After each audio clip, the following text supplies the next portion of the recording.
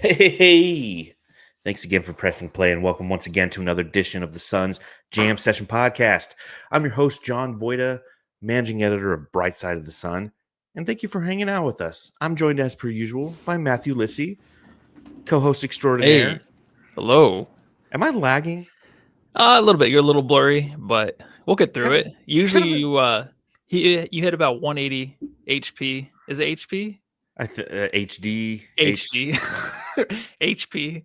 HP, Yeah, Hewlett whatever, Packard. dude. Everyone Sometimes knows what I'm talking about. sometimes I hit 780 Dell. Yeah, But when I hit processor. 4K Mac Intel, you better watch out. It's funny because Yeah, like I have the internet plugged into my computer. I don't know why it does that. I think sometimes it just like is like you're gonna be on Wi-Fi, fool. But yeah. who cares? Who cares? We can see some of you.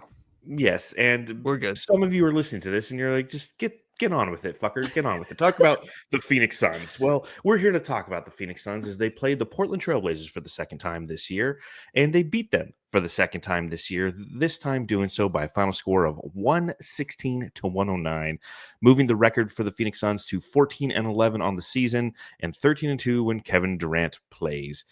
No DeAndre Ayton in this game. And was he in the last game that we played against them? Yeah, he was. He was there in warm-ups. I think I was at that game, and he was there. Yeah, Did he he kind of. play? I'm pretty sure, dude. I swear he played. Yeah, Man, and it like didn't really matter, but yeah, like now I'm like looking up the old yeah. I mean, come on, Jamsters. They gotta know. They know more than us. shit, I clicked the wrong button. It's gonna cost me at least 5 seconds out of my life.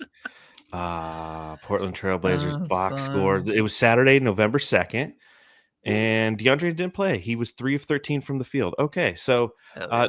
not playing against DeAndre Ayton, but no issue for the Suns in this game. But definitely a lot of little things that we want to talk about. So we're gonna get into that. So thank you for joining us wherever you're doing Very so cool. across this entire globe. I see the Aussie Suns fans are here. It says hello, beautiful humans. So I'm we not know that human. at least one person from Australia is joining us. If you happen to be watching along live in the chat, go ahead, drop a comment. Let us know where you're watching this podcast from. And again, thank you ever so much for doing so. We are less than a month away from Dave King's Brightside Night. So if you have an opportunity and you want to donate $15 and send a kid to a Phoenix Suns game, just follow the link in the description below. You literally just go to nba.com/brightside and you can donate right there. The game against the Hawks on the 9th is going to be a very fun event, and it should be raucous with all the kids hanging out in the crowd to cheer on the Phoenix Suns, hopefully to a victory over those Hawks. So outside of that, plenty to talk about on this edition. So pop them if you got them, Suns fans. Suns fans. Fans. Suns fans. And let's talk about a win. Let's talk about a win.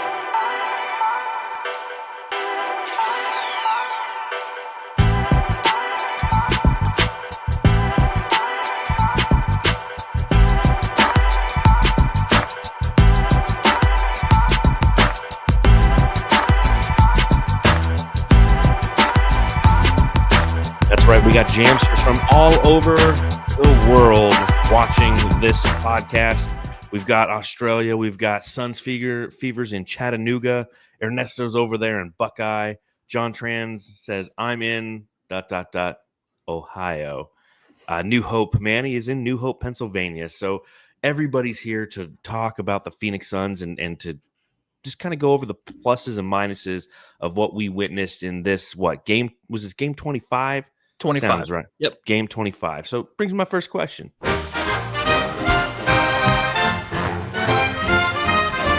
Matthew, I've got to ask. Matthew, I got to ask. Do you ever wonder what Zanzor's up to? Oh my God. I was thinking about him last week. I was thinking about him being on the pod and like him kind of just falling over his chair, knocking over his background when he was on our pod that one time. Who knows what kind of drugs he was on, but that guy was pretty fly. That whole run, there was a lot of different personalities showing up every other day, but he was definitely one that stuck out. Why? What happened? Did you run into him? No, I just was thinking about same thing, thinking about it the other day, and obviously we were playing against the Trailblazers tonight, who rostered DeAndre Ayton, who was part of the 2021 NBA Finals Phoenix Suns team that had so many memories attached to it. And one of those memories, for those of you who don't recall, was Zanzor. And he was like the Phoenix Suns rapper. After every Phoenix Suns game, he would rap a song about the Suns winning.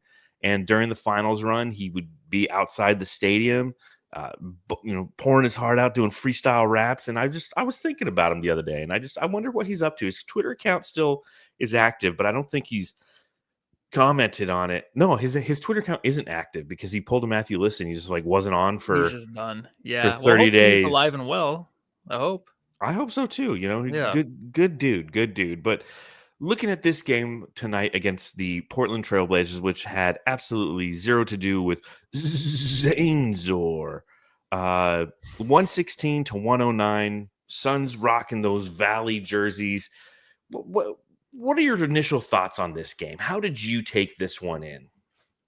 To start, it was kind of like last game where you kind of want to get through these games until we kind of figure out what's going on with Bradley Beal in a way, because it's kind of hard to buy in if this isn't actually the full product. But honestly, by the second half, I was kind of pulled back into the Suns team, which played better ball towards the end of the third and in the fourth quarter to kind of end things. So I think it was kind of a mixture of kind of getting sick of the losing without Kevin Durant. Kevin Durant comes back, wins 2 games, and you're like, okay, Bradley Beal's hurt, and you just kind of got to get over that. Nurk's having a horrible first half. So when all that's going on, you kind of just don't care about this team too much. You have a lot of hatred when you're watching this team, and it just sucks because I do admit to myself when I'm sitting there on my couch, just presents everywhere that need to be wrapped. I'm just like, this is not fun to watch. But the second half, they kind of pulled me back in. I'm kind of excited, Beal or no Beal, they played some good ball. So right now it's just kind of it's a different kind of feeling watching this team. And I feel like it's going to be like that game to game. Yeah, I mean, that's how it is every season with the Phoenix Suns, because in any sport, especially basketball, you're never whole.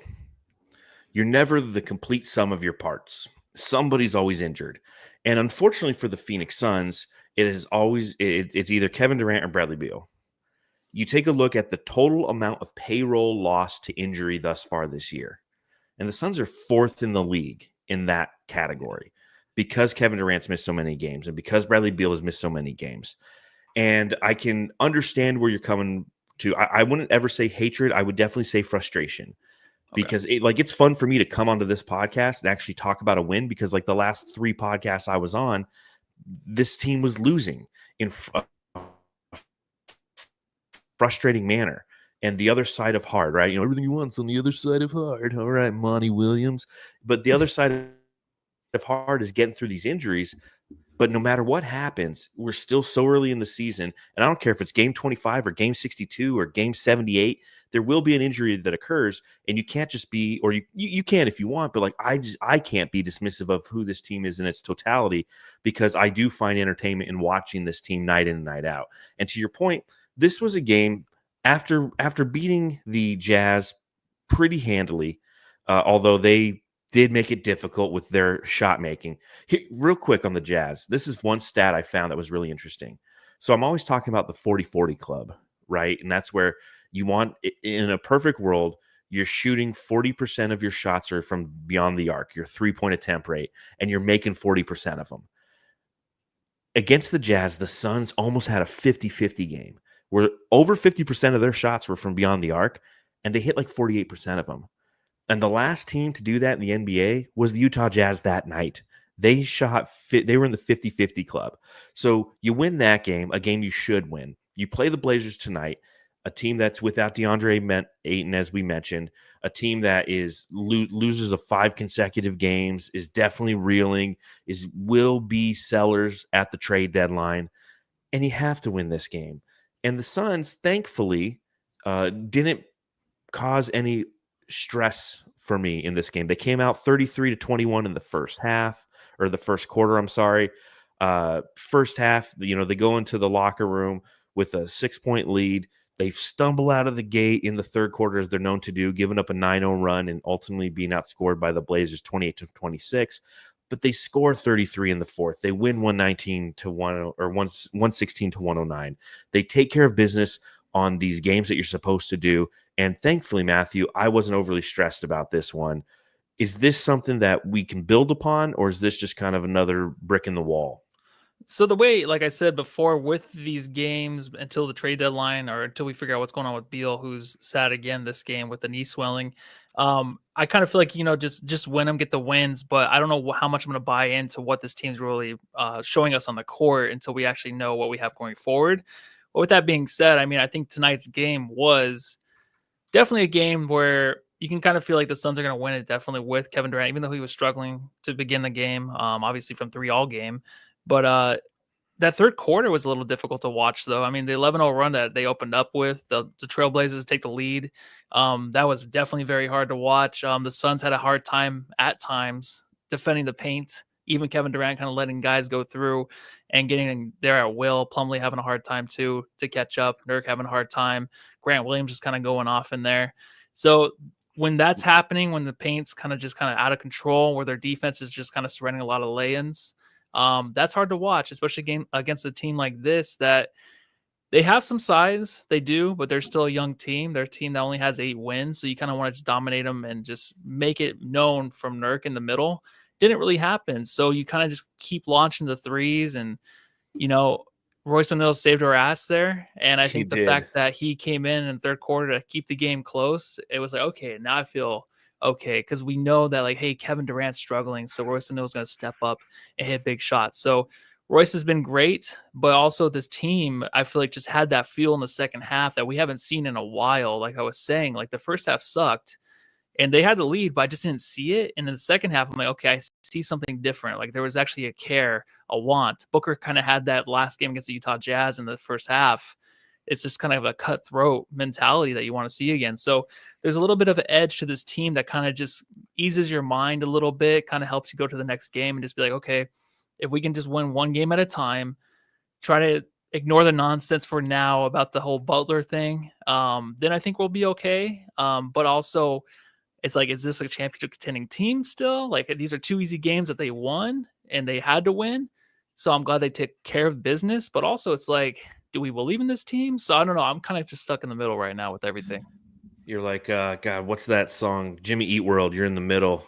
Yeah, it's I am. Yeah, and I think you're right there. You're right there with the majority of the fan base because there's a couple different things at play here. We don't know if this team that we're watching right now is going to be the same team that we're playing with come mid-February, right? Trade deadline, February 6th, I believe it is. We don't know if this is what that team is going to be. But at the same time, that doesn't matter because this is the team you have right here, right now against Portland on a Sunday night in mid-December. So you have to accept who they are and how they're playing right now. And I like the fact that you brought up the edge because that is, in all honesty, been my biggest frustration with this team thus far this season, especially when Kevin Durant's not out there, is they lack an edge to them. The same issue that they had last season.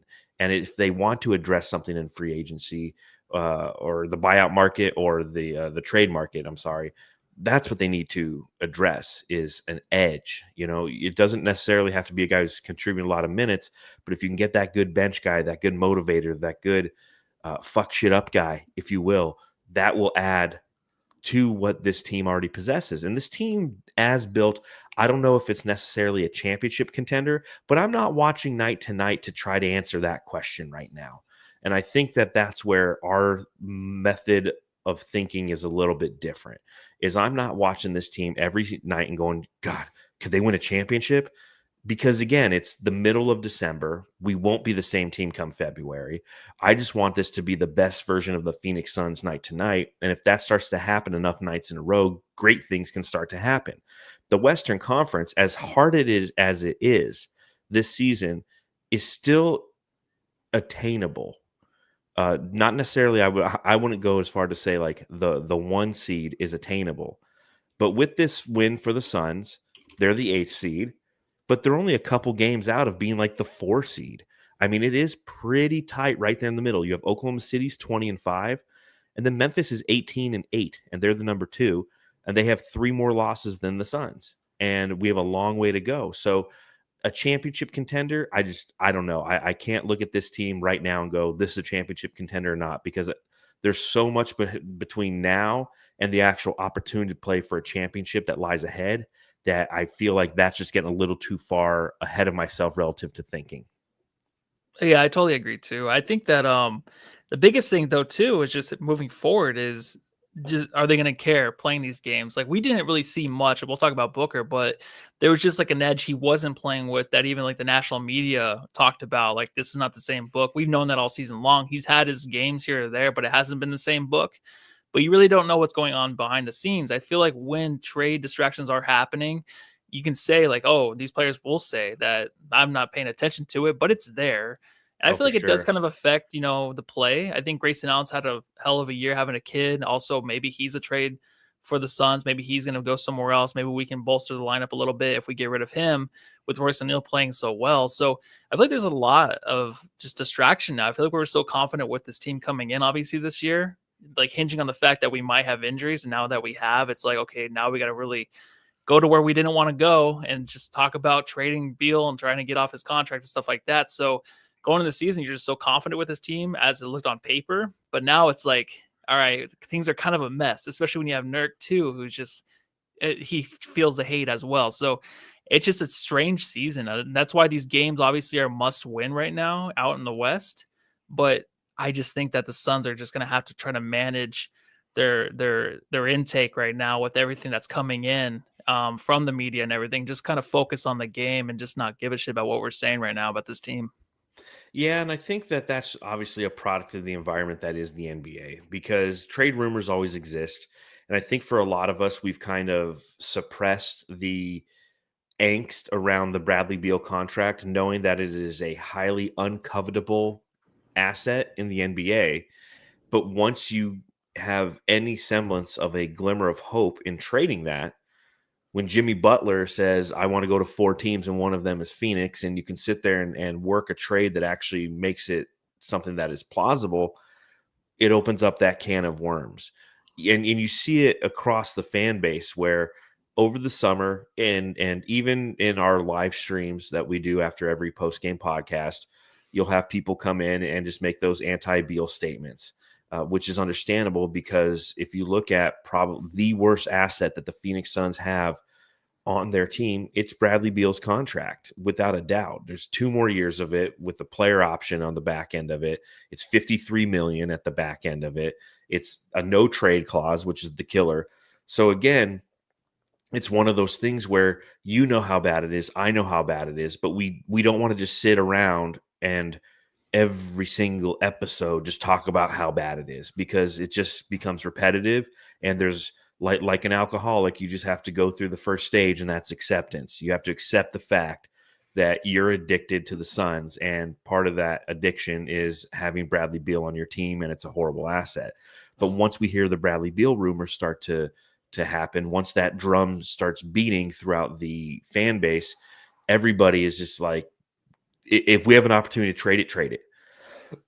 Excuse me. And I will say, like, I threw a couple trade scenarios out there. I put them on Twitter, and the Miami Heat fan base got a hold of it.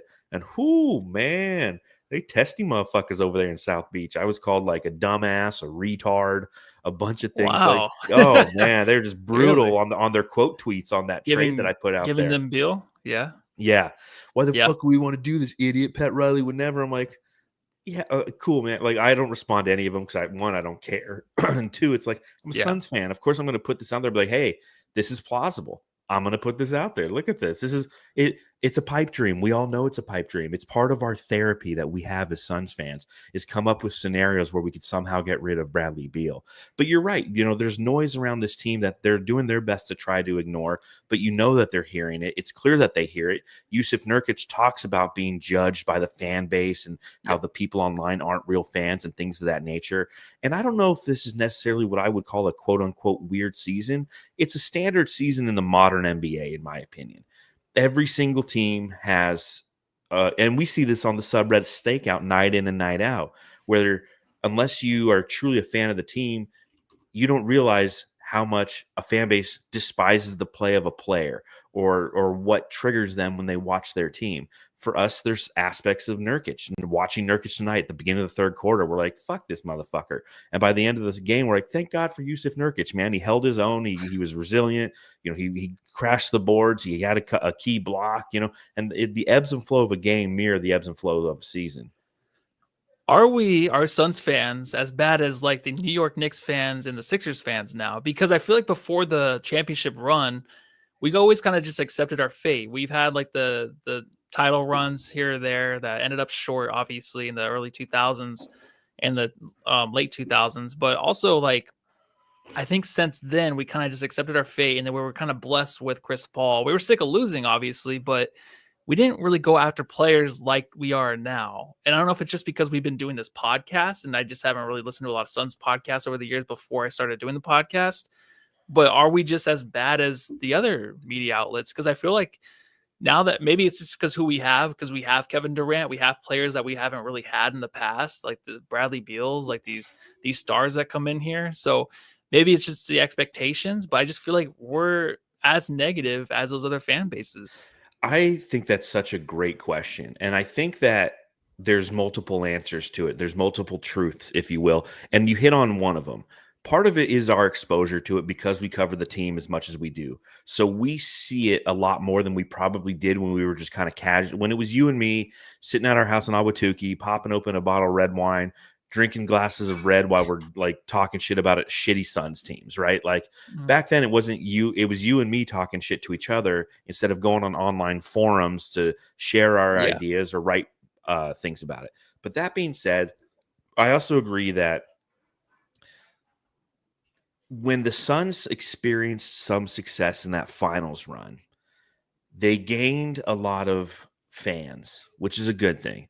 When Chris Paul fans came to the Valley, when Kevin Durant fans came to the Valley, we had more exposure, but we also had more voices in the room that didn't exist before.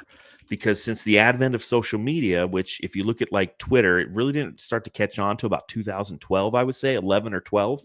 The Suns were shitty for a decade. So everybody who interacted about the Suns, it was all negative, but it was negative with a purpose of trying to build the franchise. The infighting that would occur wasn't about the expectations of a player. It was the expectations of ownership and how we can build this team. Sure, there was frustrations with like, oh man, Alex Len, Dragon Bender just not turning out the way I wanted them to be.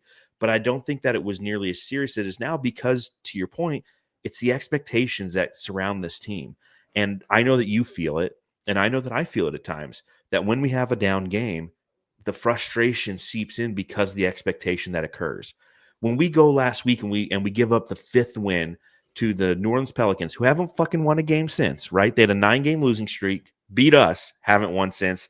Fucking Brandon Ingram's out for he came back for 1 game, beat us, and then carried on. Like in the past, that was just standard operating procedure for the Suns. And we would try to see the light in those games. It would always end in the same way. And I remember you and I, after watching those Suns back in like 2015, we're like, man, if they could just close the games, because this was great about the team and this was great about the team. And I love the way that Booker looked and TJ Warren. But man, if they could just learn to close. And now it's like, they're not closing hard enough. They should have beat the shit out of Portland. It should have been a 20-point win. I'm not happy. So we're always naturally just have this negative aura about us. But now that you couple it with expectations, it really starts to feel like there's much more weight game in and game out. Whereas the players know that they're just navigating a season. And we, at the end of the day, I think we kind of know that we're navigating the season. But night in, night out, there's just a level of frustration that typically occurs.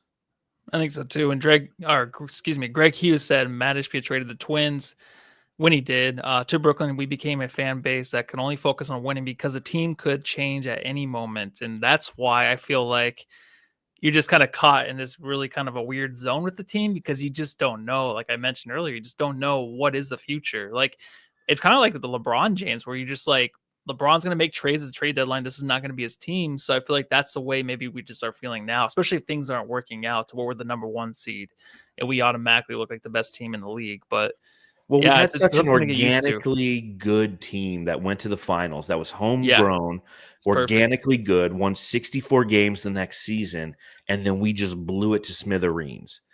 And that is going to always resonate with Suns fans because we're always going to have the disease of what if. What if we didn't trade for Kevin Durant? What if we stuck with that formula? Mikal Bridges was starting to come on as an offensive player that year because Devin Booker was hurt so much. Yeah. That could have been his Robin to Booker's Batman. What if? And what we did is when we blew it up, we certainly put ourselves on a timetable for success over the next 2 seasons, this being the second of those 2 seasons. And anything outside of this, as you mentioned, we don't know what's in the future. We don't know what lies before us because the Suns don't have draft picks. We do have players who have capital enough to where we can garner draft picks if we were to truly try to blow it up. But the unfortunate thing about it is one of those assets has a no trade clause. So regardless of what wrecking ball comes through the city of Phoenix at the hands of Matt Ishbia, Bradley Beal will remain amongst the rubble for us to build around. And that's a frustrating thought for Phoenix Suns fans to think about. How often do you watch the games and you're thinking about Booker being traded? Never. You ever think about that? Never. Okay.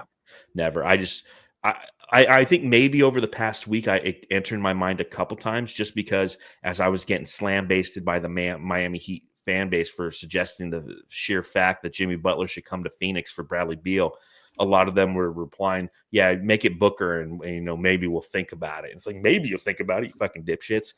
But no, if anything, it's Kevin Durant. I think the fact that we didn't sign him to that extension, although Matt Ishbia has said multiple times, Kevin wants to be here. We want him to be here. The reason that we didn't sign him to an extension this previous season is if we could sign him to an extension at the end of at the end of this season now, this upcoming summer, we can get him for 2 more years. Whereas if we sign him to an extension at the end of this year, I think we could only get him an extra year. I don't know what exactly how the schematics work.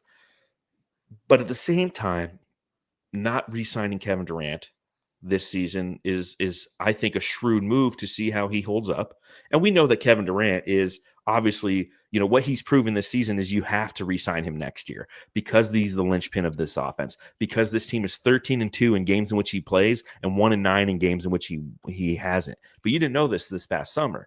You're like, this guy's 36 years old. He's obviously, he's had reconstructive surgery on his Achilles. He's, having some calf strain issues here and there. Is he worth it? He's showcasing that he's worth it. Because if he wasn't worth it, then you eventually let him go. You free up that cap space and you can start to build around. Because obviously, if anything that's come to light and something that we already knew but over these past 2 weeks is that Phoenix is a destination across the NBA. So when that rebuild does come, you keep Devin Booker here because people are going to want to come and play with him.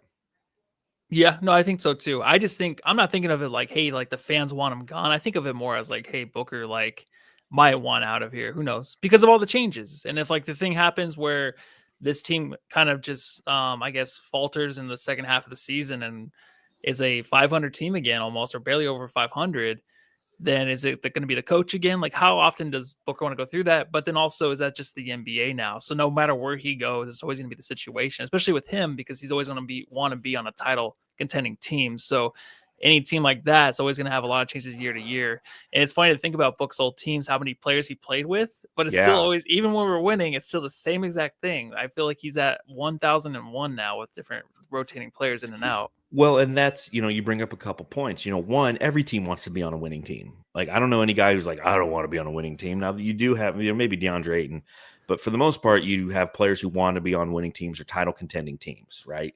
But the other thing is that's, change is par for the course as it pertains to Devin Booker's career.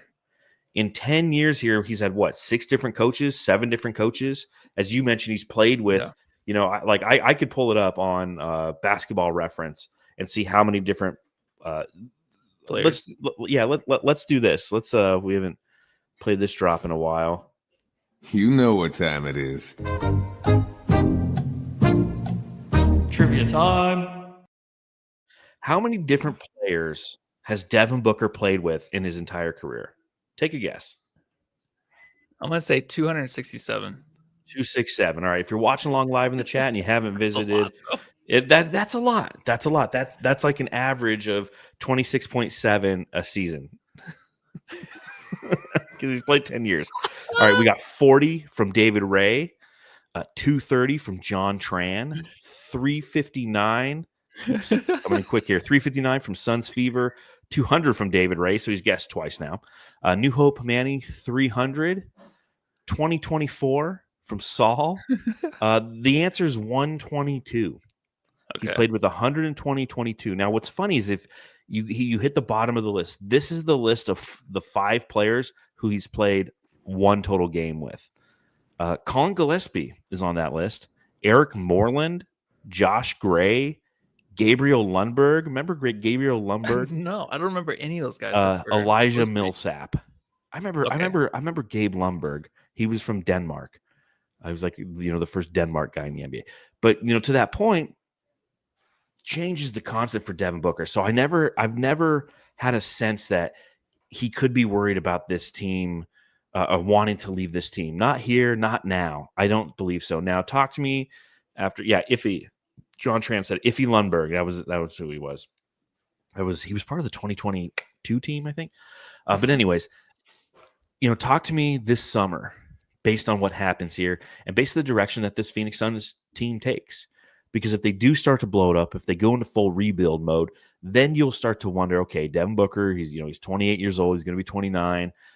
Is he ready and willing to be the guy who is the rebuild is built around? And or like, what does that look like? Is it because I doubt the Phoenix Suns are trying to bomb this thing and blow it up to get draft picks. I don't think we're there yet. I think that that's a post-Booker mindset. And a post-Booker mindset, we're talking 2027, 2028 potentially, is when, Booker's 31, 32 years old, based on the state of the team. Then you're going to hit, the dynamite button, blow this thing to shit, launch it into the Suns and try to get some draft picks out of it. Do you think we win a title by then? I hope we win a title by then. There's a possibility, man. There's a possibility. Three, 4 more years. The goal is, this is the way I look. It's like fantasy football playoffs, right?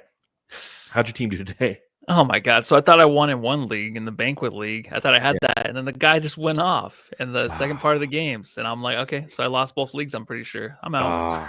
$30 down the drain. Well, I made the playoffs in all 4 leagues. I have a buy in banquet and buy in big money, or I'm buy in my league, VFL. Yeah.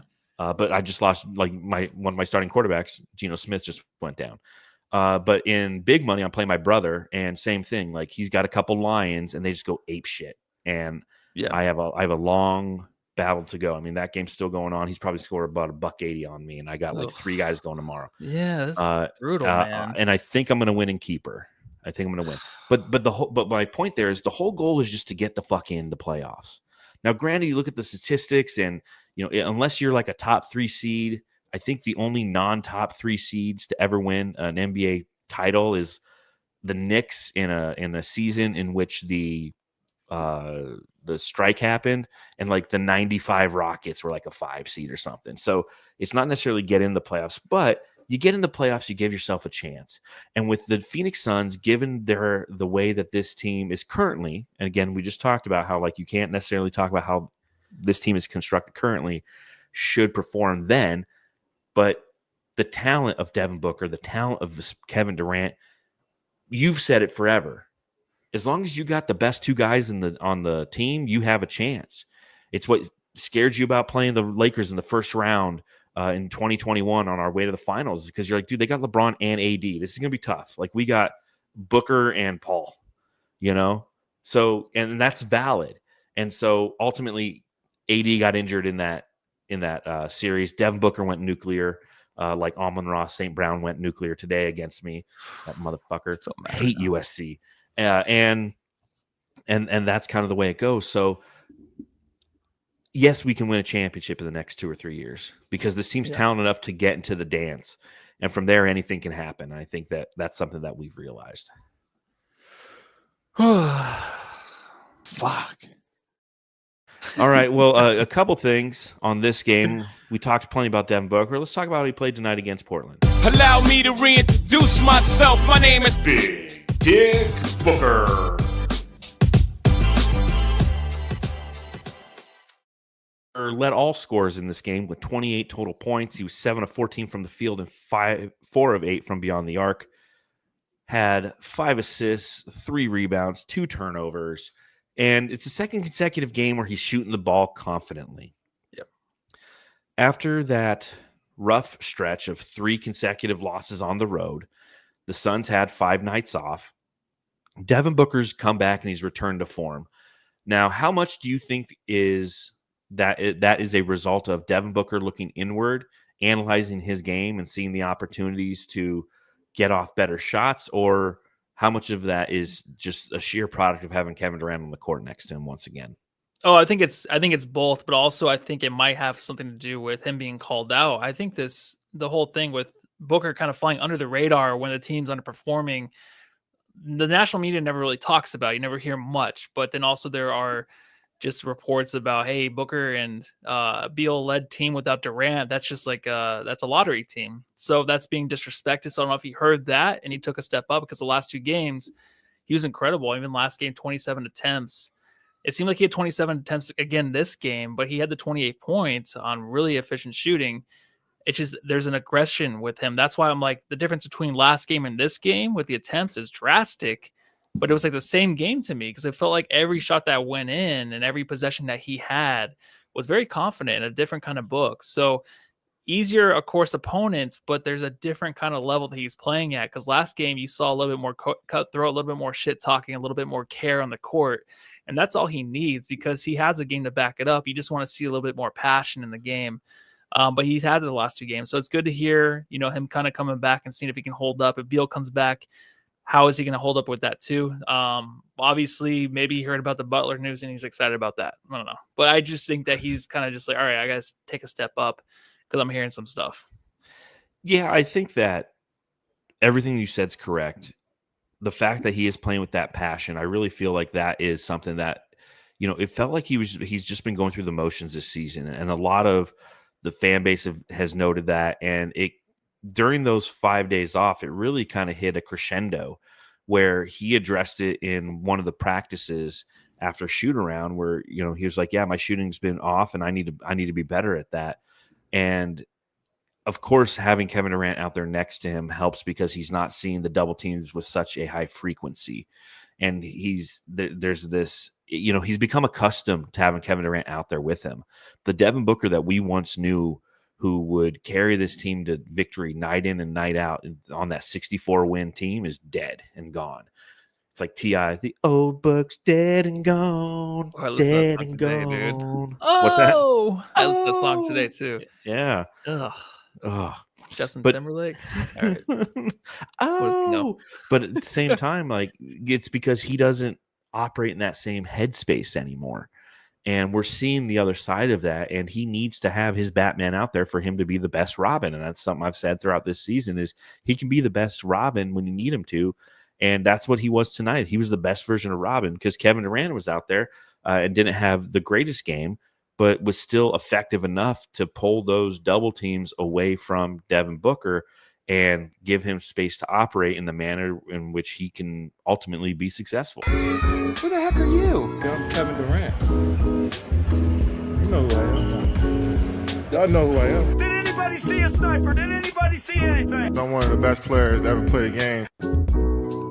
You watch any Christmas movies yet?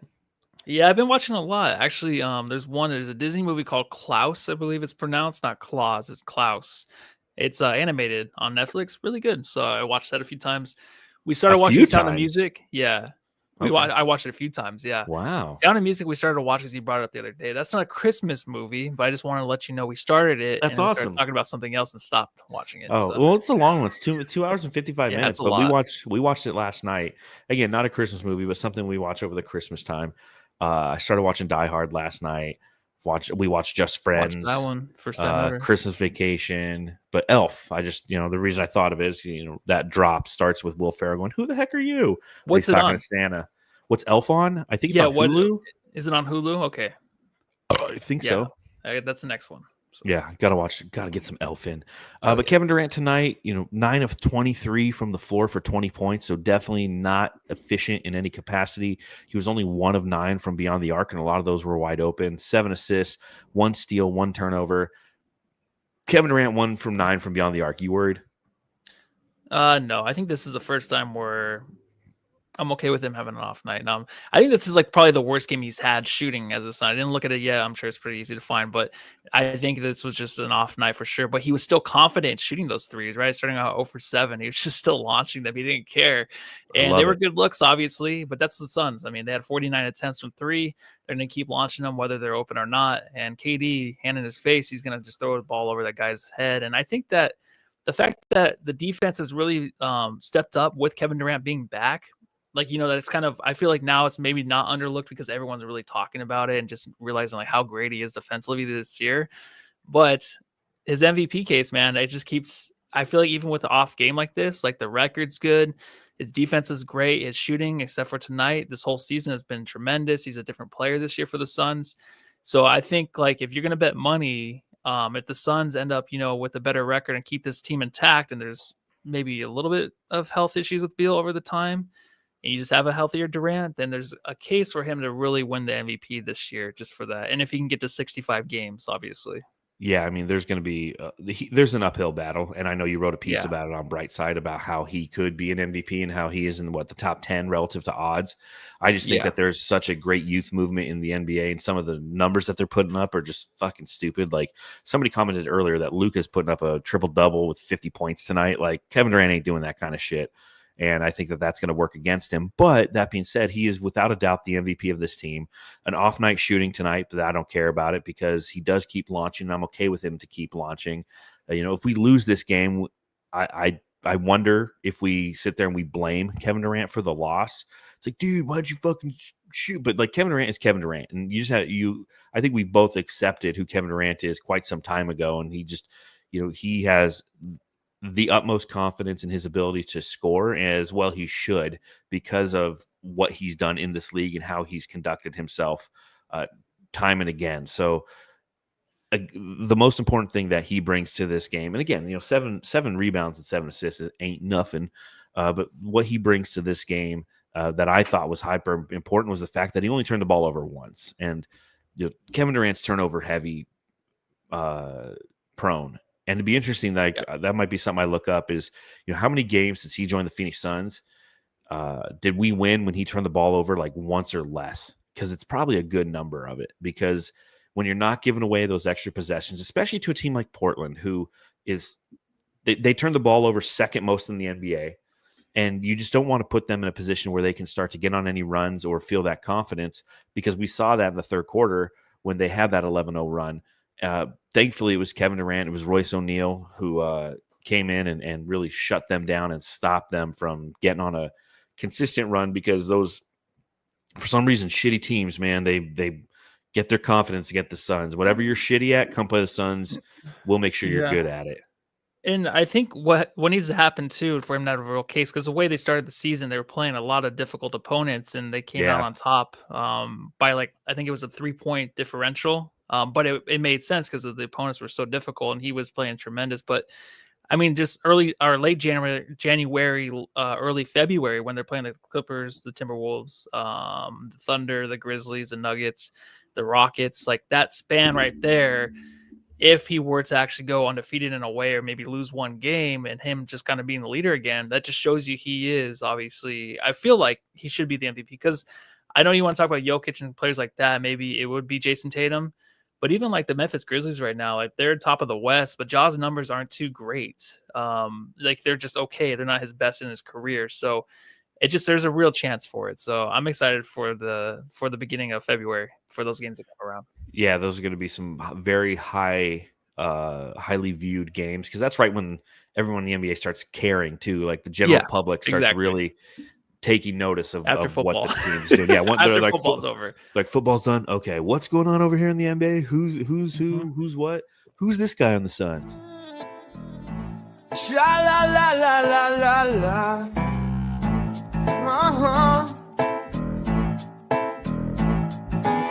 Mr. Jones and me. Stellar night from Tyus Jones in this one. I mean, the float game was strong tonight. He kind of set the standard with the Phoenix Suns. He had those first 3 floaters and put the Suns up early. And it was 8 of 9 total from the field. He was 3 of 3 from beyond the arc. He had 19 points, 4 assists, 4 rebounds, couple turnovers. Fucking, Uh-oh. I don't know what's going on with Tyus Jones recently. But at the same time, you look at Tyus and how he's been playing this season, and unsung hero comes to mind. So vital to how this Phoenix Suns team operates. And when we're humming, you don't use that word probably often. The offense is humming. We wish it would hum a little bit more.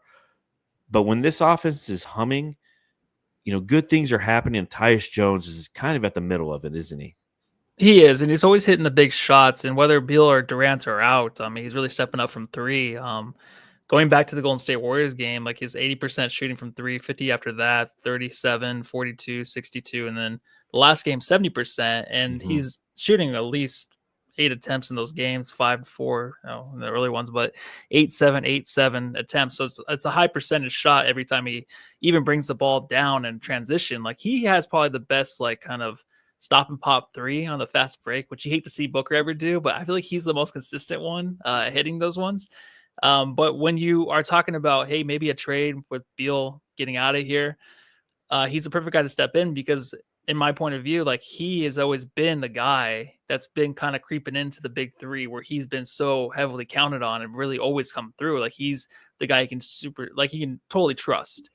And I'll always talk about it, but it is true. And you can just see it in the box score every night. And usually I don't care about the box score, but he always has those sneaky box scores. Like, oh, he has 7 assists. Oh, he has 11 assists last game. Like, what the hell? Like, how did that happen? But he finds a way to get it done. And tonight it was, he was 8 of 9 from the field and 3 of 3 from deep. Like, I knew he was efficient, but he just kind of, he's the perfect role player, and exactly what this team needs.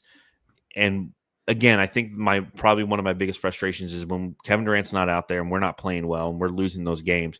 Like I wish that Tyus Jones would get more run or they'd run more things for him or through him, because I think that he has the ability to shoulder the load as needed to help this team get through those valleys that they sometimes go through. Another guy who had a good night shooting. Yeah, bling, bling, bling. Rolls Royce, yeah, nigga, Rolls Royce. I'm telling you, man, Royce O'Neal, who went 5 of 9 from the field and 13 points, 3 of 6 from beyond the arc, 4 rebounds, couple assists. He has taken advantage of every opportunity recently when an opportunity start comes. Like with Bradley Beal out and Royce O'Neal starting, he sees D's nuts when he's done it, because you look at how he's been shooting, 16 points per game over the past few games entering this one, the perfect complement. He's the best version of like Jay Crowder we've had since Jay Crowder was here. His shooting ability does a couple things. One, it makes you want Bradley Beal to come off the bench even more, because you're like, dude, this guy could be our 5th starter.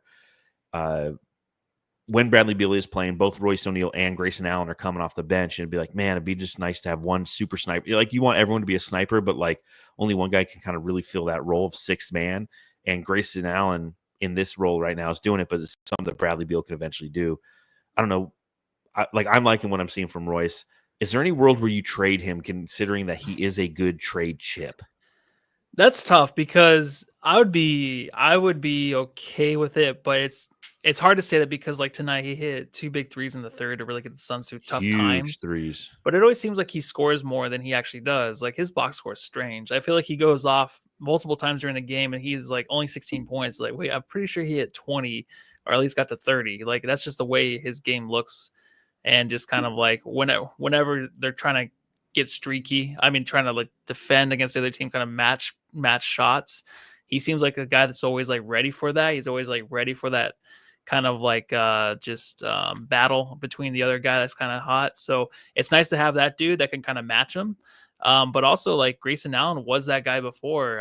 So he kind of, it's kind of weird because I feel like he kind of makes you forget about Grayson Allen in a way, and it feels like he kind of takes Grayson Allen's spots on the floor, like the spots where I feel like Grayson Allen is hitting threes, like that's where Royce O'Neal is. And I feel like Grayson Allen, we talked about it before, is always like coming off screens, like shooting really weird threes, like kind of forcing threes with hands in his face. So it's like he's like taking the leftovers, the scraps on the floor from Royce, and that's why he's kind of struggled. But obviously not always on the court at the same time. But either one of those guys, if we were to wake up tomorrow and be like, hey, we got better from trading Royce or either Grayson Allen, I would be okay with it, just because I feel like both are great. And if Grayson Allen were to get more minutes, I could still count on him, but I still love Royce. But I'm okay with any of them getting traded if that means our team got better, obviously. 100%. And it's nice to have both Grayson Allen and Royce O'Neal as decent trade chips. And it's another reason why you tip your cap to James Jones and how he's constructed this roster this season, because you do have 3 maximum players, but you also have 3 guys slotted in the middle relative to salary, 4 guys actually, because you have Nurkic, you have Grayson Allen, you have Royce O'Neal, and you have Josh Okogie, who are all good mid-tier contracted players who could serve a purpose as a trade chip as need be in an effort to try to prove this team where they need to be improved. Trading Royce O'Neal or trading Grayson Allen isn't the end of the world, because both of them have value. Every team needs shooting. Look at the Orlando Magic. They're last in the league in shooting. Tell me that team wouldn't fucking love to have a Grayson Allen or a Royce O'Neal on their team. And the Suns could get something back that meets the needs of what they have. And I think that one thing that we saw tonight, that, you know, a need that we have is definitely like an athletic backup big. Delicious definition make them boys go crazy. Oh.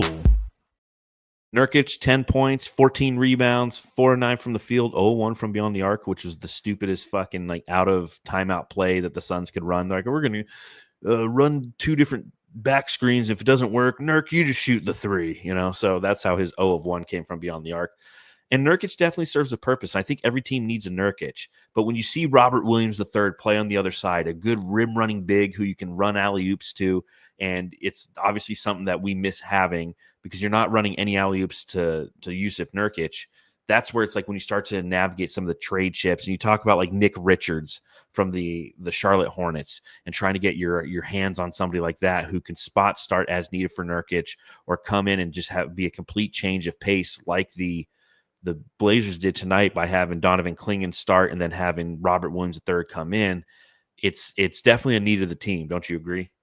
Yeah, I think so too. And that's what's tough sometimes, because I think about it a lot during the game. And it's mostly because of the struggles we've had, and also with Nurk missing games to injury, and also just because kind of his attitude towards the fans and how, you know, he doesn't like the negativity. And obviously, like, I think after the last game, he was just kind of sick of people telling him how to play and stuff like that. Yeah. But for me, it's like, if you want to get better and do better, just do it. And you can just say like, yeah, they're right. I suck. I'm going to get better. Right. That's kind of the stuff that I like to hear from a player. Kind of just like, yeah, I own it. I'm fine. Like I'll figure it out. Like that stuff. I'm like, okay, let's go, man. And then when you have good games, like, see, like, you can make it work. We can believe in you. We don't need you to be great. Just be good. But it's just like, how do we get those guys on this team? And if we do, I'm like, are we going to miss Nurk? Like, because I'll still stay in this camp where I'm like, I don't really care if we have Nurk or not, because I'm just like, I think this team is okay if we have those 3 good players healthy and available, just to rely on them. Like, he can be good enough. It's not always going to be great, but he'll be fine. And it's like, my focus isn't really about Nurk too much, just his attitude and stuff and his frumpiness on the court. I'm just like, I get sick of that. I don't want that anymore. I want some guy to stand up and be like, I need to get better. I suck. Like, that's how you get better, I feel like. Yeah, listen, he can Just hate own the it. negativity all he wants. I can hate not making $18 million a year all I want. It doesn't change anything, okay? Yeah. But like, I still am pro Nurk to the point where I think we need to hold on to him. I just think we need to fortify the position around him. Mason Plumlee's done a great job as a backup, but like, make him be the 3rd backup. Let Oso play more power forward. Yes. Get a good rim running big. That's kind of my solution, because there is a place for Nurk. Because if you get rid of Nurk, I don't care who the fuck you get, unless it's Donovan Clingan or someone who's 7'2" in a brick shithouse, you're going to compromise something that the Suns already don't have and have never had, and that's size. We're always just a small finesse team. And Nurk is the only guy who's not small finesse. And sometimes he looks like a square peg going in a round hole, and I understand that. But at the same time, you have to understand that he does serve a purpose. We saw it in this game in the second half, after kind of some boneheaded plays to start the third, how he finished the game relative to his shot blocking, his shot deterrence, his rebounding, his boxing out, his screening. all those are valuable things for the Suns team. And I know that there's a lot of people who want Nurk gone and they're trying to trade him every chance they can. And I get that, but you're not going to get somebody back who's going to be better for the same value. He's $18 million. There's no $18 million center out there who's going to be better in every aspect. They're going to suffer in other aspects too. And when they're getting out rebounded, it's great to have a guy who can go out there and catch high flying dunks, like a John Collins, but John Collins can't play defense to save his ass. And obviously he's not a center, but I'm just saying that's kind of the archetype that people are always looking for. We need a guy who can fly, damn it. It's like, yeah, but he also can't rebound or box out or set a screen for Devin Booker or Kevin Durant. That's very, very valuable. So we'll see. I mean, I continue to kind of beat this drum of pro Nurk because I just think that it's something that this team, he brings something that no one else on this team can, and I don't think you can get out there on the trade market at this time. I think so too. I think you just kind of stick with it and just hope that he kind of gets over the hard feelings. Amen. The Suns Jam Session subreddit stakeout.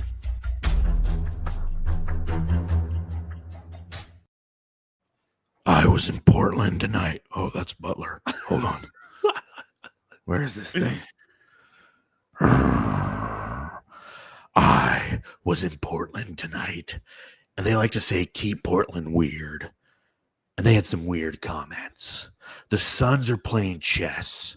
And Chauncey is playing musical chairs. Booker doesn't get enough flopping hate.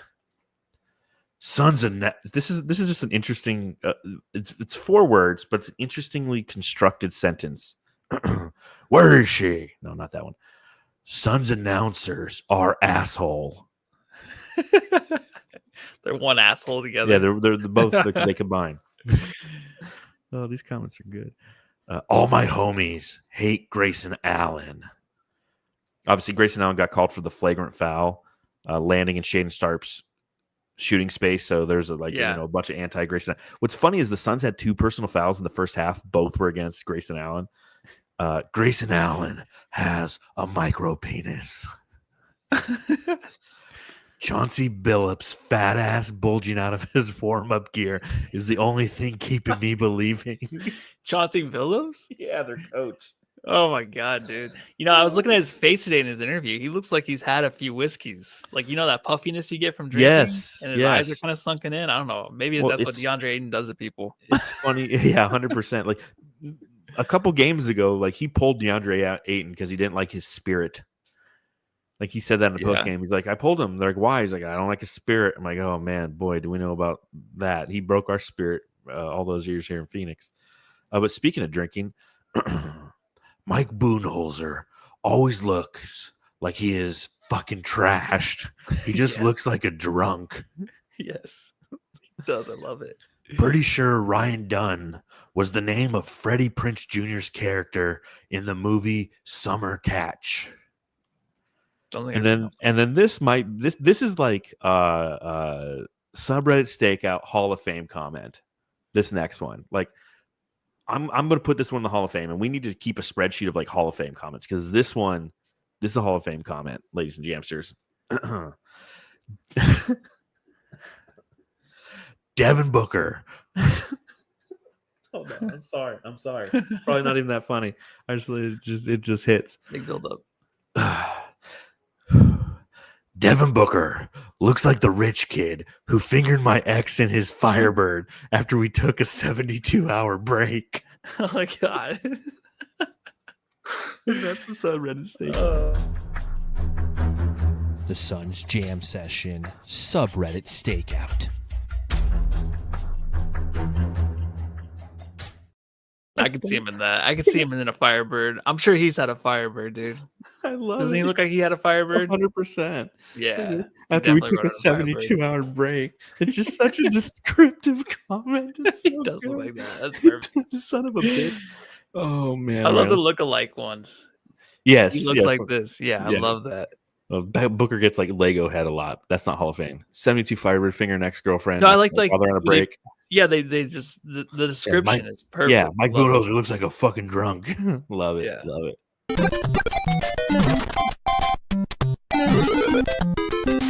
Jam star of the game.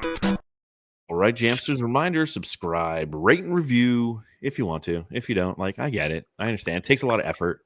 You know, you got to, like, click a button. Yep. You gotta show that you care. You know, yeah, it's tough. But who you giving it to this time, Matthew? I'm gonna give it to Booker tonight.